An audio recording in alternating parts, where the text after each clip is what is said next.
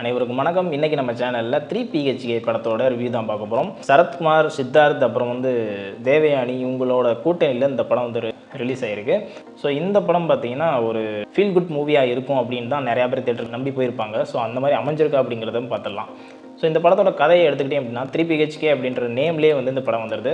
ஒரு middle class family அவங்களுக்கான வீடை கட்டி முடிச்சாகணும், அதுவும் தனித்தனி ரூம் உள்ள வீடாக கட்டணும் அப்படின்னு சொல்லி கனவு கண்டு அதுக்கான வேலையை பார்க்க ஆரம்பிக்கிறாங்க. ஸோ அவங்க வீடு கட்டி முடிச்சாங்களா, இவங்களோட வாழ்க்கை எப்படியெல்லாம் நடந்து போகுது, எவ்வளோ இன்னல்களை சந்திக்கிறாங்க அப்படிங்கிறத படத்தோட கதை. ஸோ சித்தார்த் அவர்கள் எடுத்துக்கிட்டிங்க அப்படின்னா அவரோட ஆக்டிங் பெர்ஃபார்மன்ஸ் நல்லாவே அமைஞ்சிருந்தது. சரத்குமார், தேவயானி அவங்களும் இந்த படத்தில் ரொம்பவே நல்லா நடிச்சிருந்தாங்க. சரத்குமார் அவர்களுக்கு ரொம்பவே நல்ல ஸ்கோப் இந்த படத்தில் நடிக்கிறது இருந்தது. தேவயானி அவர்கள் ரொம்பவே குவைட்டான கேரக்டர் தான் இந்த படத்தில் அதிகமாக இருந்தாங்க அப்படின்னு சொல்லணும்.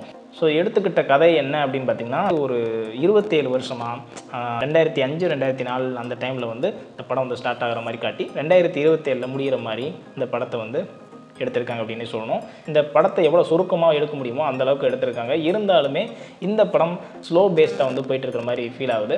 இருந்தாலும் கதையை எங்கேஜிங்காகவே கொண்டு போயிருக்காங்க அப்படின்னு சொல்லணும்.